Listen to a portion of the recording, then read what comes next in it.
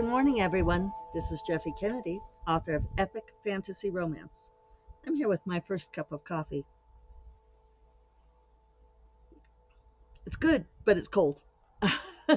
um, Today is Monday, June 19th, Juneteenth, now a federal holiday in the U.S., has been since 2021.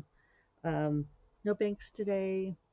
Um, Obviously, been recognized in New Mexico for some time. I guess not all states, hashtag not all states, are recognizing it. The usual suspects, right? The South and the West to the North, like Wyoming, our old friends. At any rate, um, happy Monday, happy Juneteenth. Uh, yeah, seems like celebrating people not being kept as slaves would be a universally approved thing, but apparently not. Although I am working today, but I often work, so there we go. I have been having internet issues this morning. Our internet is down. I tried rebooting a couple of times to no avail. So now I'm using my mobile hotspot for the first time on my new phone, new-ish phone, and it took me a bit to get the hotspot set up. So my coffee got cold. Oh, the humanity. The thing is I was actually running pretty good on time this morning until that happened. So, but into every life, little bit of internet chaos must fall. I wish that I did not have to have a live internet connection to use Zencaster, and so I'm tempted to switch to something else. If any of you have suggestions, I would be interested to know. I like Zencaster because it gives me the MP3 and the MOV file, and then it also processes the transcript for me. Um, but I do use it for, I do pay. So if there's another service, slip me a note. I know I could, I just don't want to have to do a lot of video editing. Say low production value, that's me. No, low production expense, high value. I feel like you get high value. So anyway, I had a great weekend, lovely weekend, gorgeous weather, been enjoying the summer. Um, I had a great week last week. I did talk about it some on Friday, but after I talked to you all, I did not get a 3,000 word day on Friday. I did start to peter out. I had a good couple of hours and then kind of got tired. And I thought, you know what? I've had a great week. I should reward myself. We've been talking about that reward thing, right? Uh, so but I got over 12,000 words last week, which is great.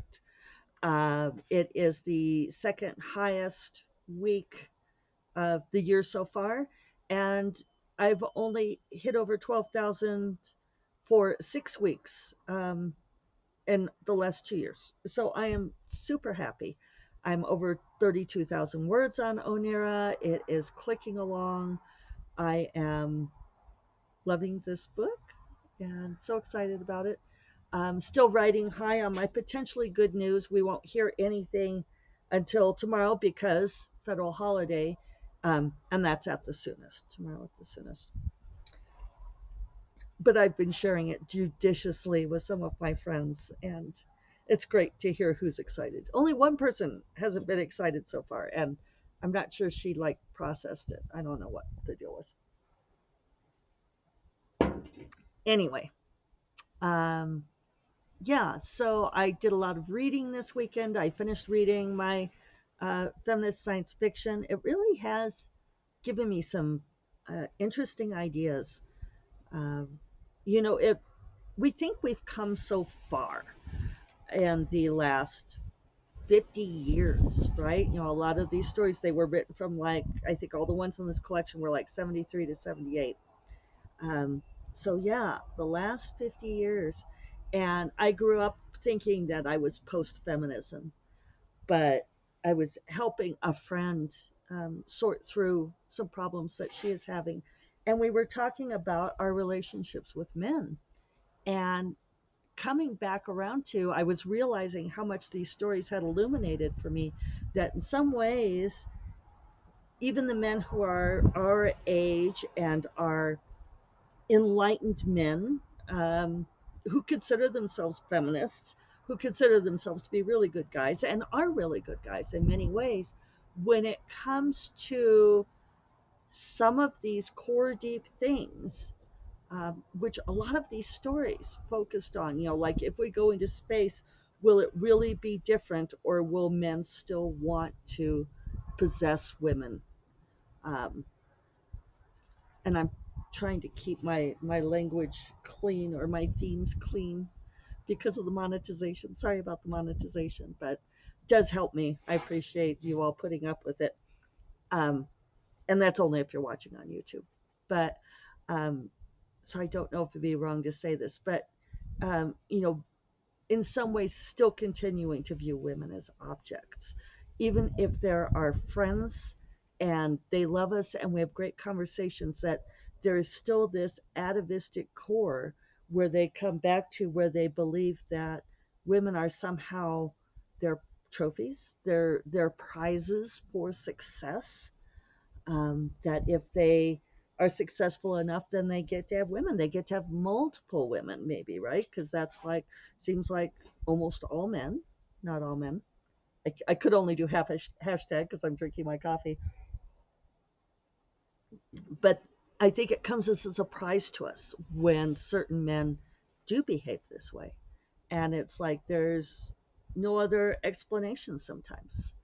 Um, it's like, why would this guy do this thing to hurt me, that did hurt me, when he could have kept his word, or he could have been faithful, right? But instead he chose to indulge himself.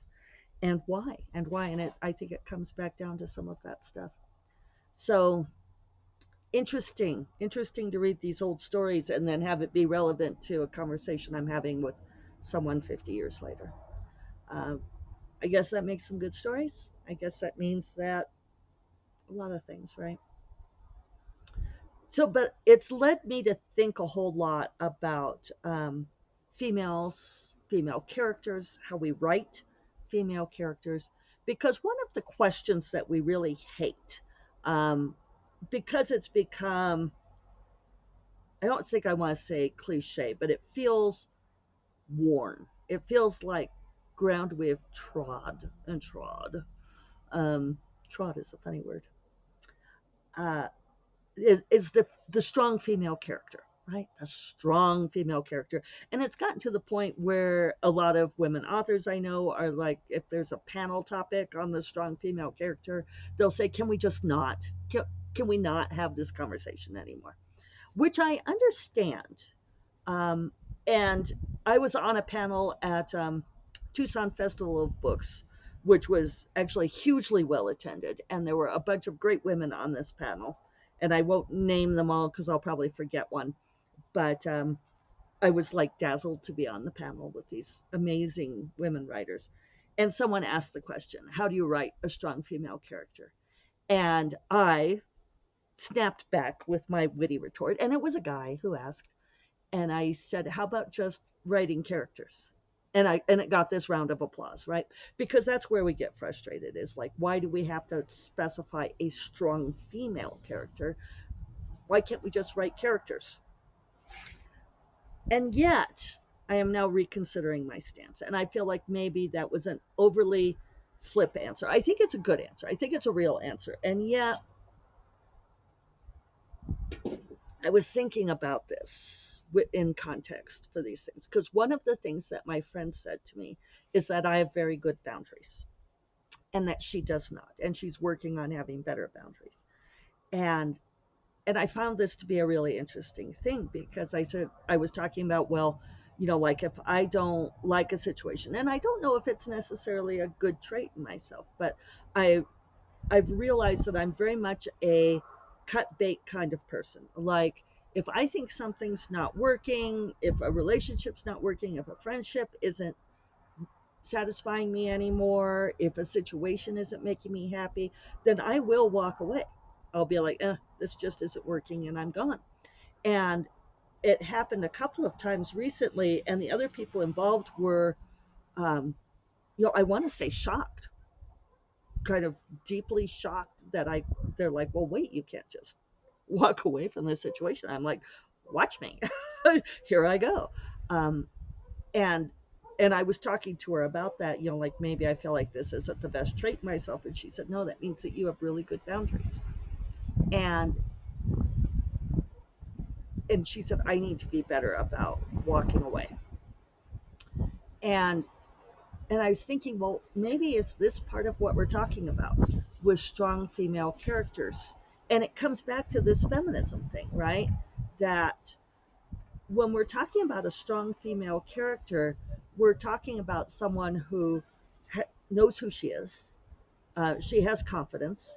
She doesn't necessarily have to be a warrior. She doesn't have to be kick ass. It doesn't have to be any of those things.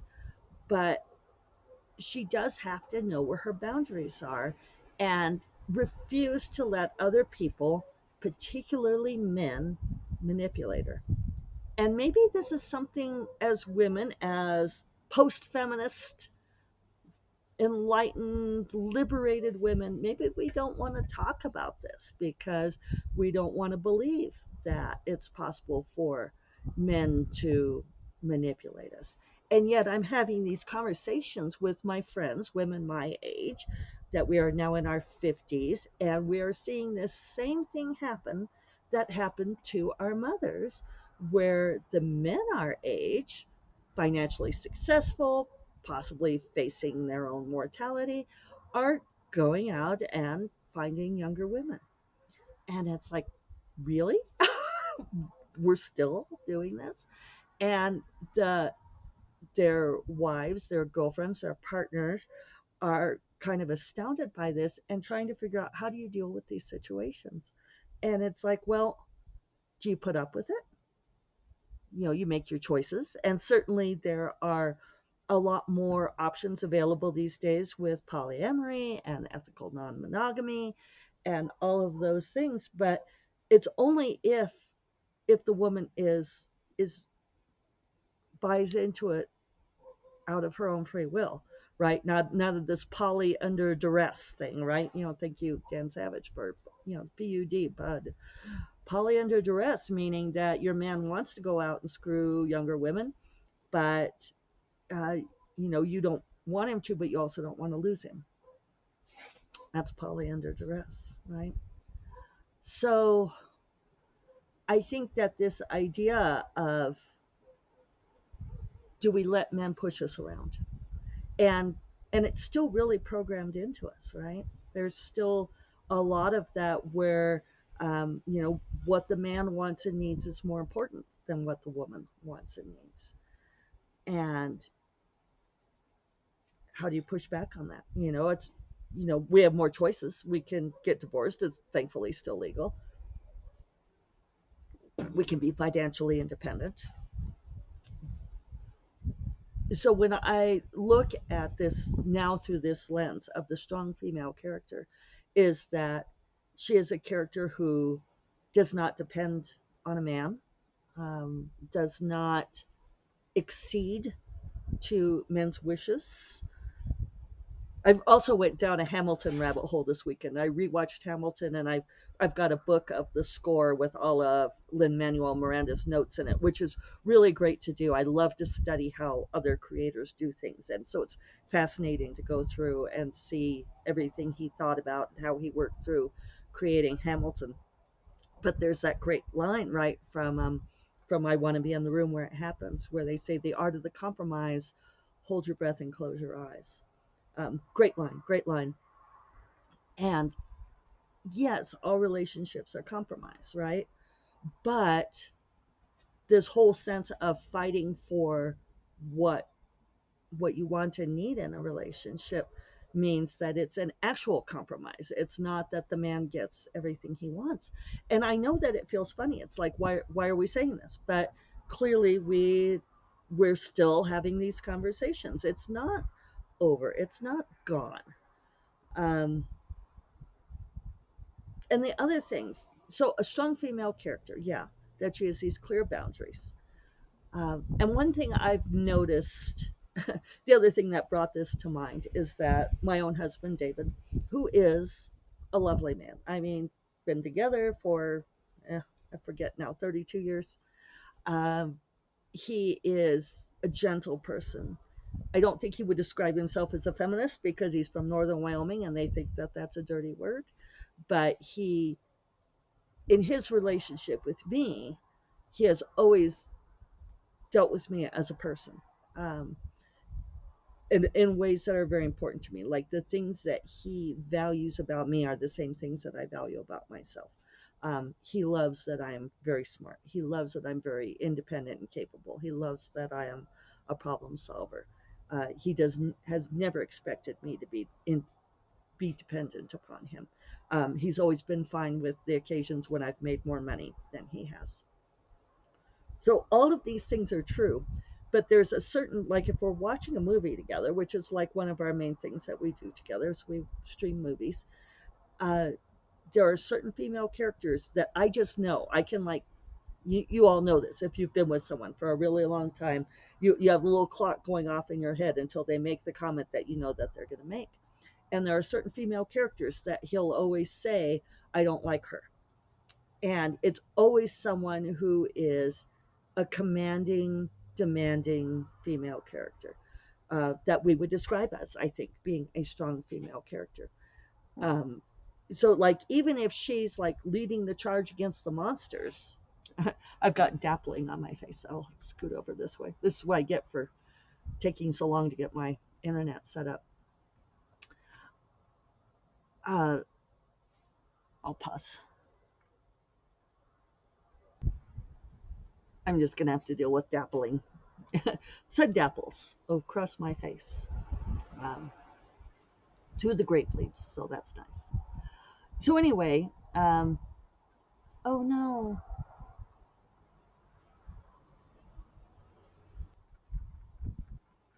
it's telling me it failed to resume recording. Let's see if it's better now. I should not have paused. I think maybe we're okay now. Okay, I just had sun dappling on me. Hopefully we're still recording. Zencaster, you're driving me crazy.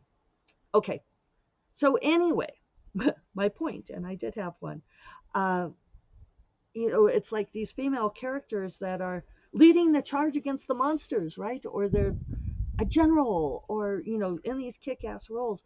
And I know that this is his programming. I know that this goes back to um, this knee-jerk programming. And I've pointed out to him, I'm like, well, I would act like that in that situation. He says, no, you wouldn't. No, you're not mean like that, or something like that. And it's like, I know that there's this divide in his mind.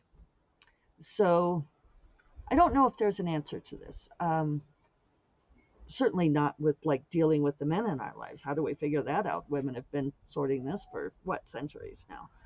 Um, but as far as writing characters, I think let's think in those terms, that this is what it means to write a strong female character, is the idea of boundaries, that she has things that she is not willing to compromise on because they violate her own sense of self, because they violate her own sense in um, wants and needs, right?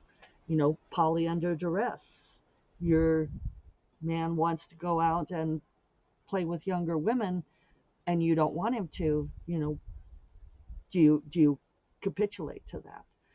Where at what point are you willing to walk away? And maybe that's a really interesting thing to think about with female characters. And I'm going to play with that. It's like, at what point are they willing to cut bait and walk away and say, no, I'm not going to do this thing. Um, yeah. So I hope you all have a fabulous week. I really hope this continued to record, and I will, yeah, hope you give me some of your thoughts on this strong female character thing. And I will talk to you all on Friday. You all take care. Bye bye.